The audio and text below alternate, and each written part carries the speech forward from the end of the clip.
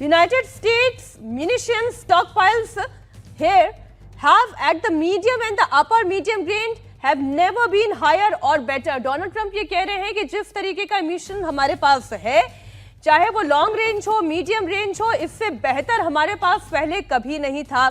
वो ये कह रहे हैं कि जंगें जो हैं वो अनंत काल तक लड़ी जा सकती हैं। As was stated to me today, we have a virtually unlimited supply of these weapons and war can be fought forever and very successfully. इसका मतलब तो ये है कि ये जंग अनंत काल तक वो लड़ने के लिए तैयार है। लेकिन क्या ईरान के पास वो ताकत है कि वो अनंत काल तक ये जंग लड़ सके? चर्चा को यहीं से खोलते हैं। संजीव कपूर जी, क्या ये जंग अनंत काल तक ईरान लड़ सकता है? अमेरिका की ताकत पर तो हमें कोई संदेह नहीं है। ईरान के पास नॉन 3 से 4 हजार मिसाइल्स हैं। इनकी जो वायु शक्ति है वो काफ़ी इन्फीरियर है compare to Israel and America, और उसका फ़ायदा ये ऑलरेडी उठा चुके हैं। अगर आपको ध्यान हो तो 2024 के अक्टूबर में इजराइल ने एक स्ट्राइक्स की थी बहुत भयंकर ईरान के ऊपर। उसके बाद पिछले साल जून में ऑपरेशन रोरिंग लायन के नाम से इन्होंने न्यूक्लियर फैसिलिटीज़ जो B-2 बॉम्बर्स और इजरायली एयरक्राफ्ट ने किए हैं। और ये जो 28 फरवरी की स्ट्राइक हुई है, जिसमें आज तक की हिस्ट्री की सबसे बड़ी एयर पैकेज गई है एक किसी मिशन के लिए, जिन्होंने करीब 500 टारगेट्स को स्ट्राइक किया है। कहीं ना कहीं उनके एयर डिफेंस और उनकी जितनी स्टोरेज फैसिलिटीज़ हैं उनको टारगेट किया है। बट ईरान बहुत ही सक्षम है ड्रोन वॉरफेयर में एंड मिसाइल वॉरफेयर में।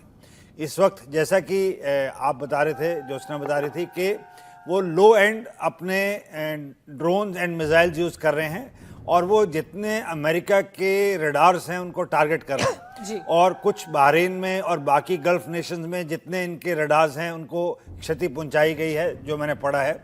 तो मेरी समझ से जो मकसद ये है कि उनको एग्जॉस्ट करेंगे, और जो असली हथियार हैं, जो हाइपरसोनिक मिसाइल्स हैं, जो इनकी हाई एंड क्रूज मिसाइल्स हैं, जो इनकी मिसाइल जो क्षमता रखती हैं जो डिटेक्ट नहीं होने की, जो कि नॉर्थ कोरिया, रूस और चीन से इनको मिली हैं, उसका प्रयोग वो थोड़े दिन बाद करेंगे।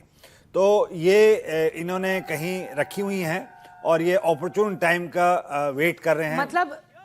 मतलब आप ये कहना चाह रहे हैं कि अगर अमेरिका और इजराइल की अपनी रणनीति है और एक लंबा लड़ाई लड़ने की बात अमेरिकी राष्ट्रपति कह रहे हैं, तो ईरान ने भी अपनी एक रणनीति तैयार कर रखी है। इसी बीच एक बड़ी खबर बता दें, ईरान पर अमेरिका के हमले का वीडियो सामने आया है। अमेरिकी सेना ने इस वीडियो को जारी किया है। ईरान के मिसाइल डिपो को निशाना बनाया जा रहा है। ये तस्वीरें आप देख रहे हैं, ये जो वीडियो आपके सामने है जहां पर आग लगाई गई, ये ईरान का मिसाइल डिपो है जिसे निशाना बनाया जा रहा है। और इस हमले से मैं सीधे सीधे जेके त्रिपाठी जी ये समझती हूं कि जहां से हमला कर रहा है ईरान, जिन मिसाइलों के जखीरों को इस्तेमाल में ला रहा है, उसी को खत्म कर दो। जी बिल्कुल, देखिए अमेरिका का यही उद्देश्य है। और आज की तारीख में अमेरिकी CIA और इजरायली मोसाद जो है वो सबसे बड़ी और सबसे सफल जासूसी एजेंसियां हैं, इंटेलिजेंस एजेंसियां हैं।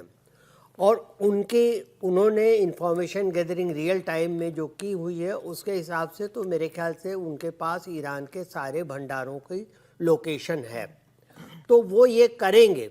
लेकिन अब वही चीज़ है जैसे कि कपूर साहब ने कहा कि ईरान के पास अभी इतने हथियार फिलहाल बचे हुए हैं कि इस युद्ध को थोड़े दिन तक और वो खींच सकता है।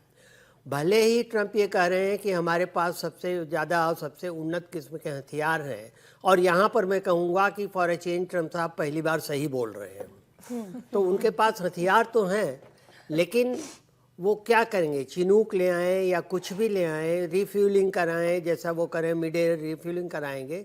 सवाल ये है कि अगर आप एयर बेसिस ख़त्म कर देंगे जैसे कि ईरान कर रहा है।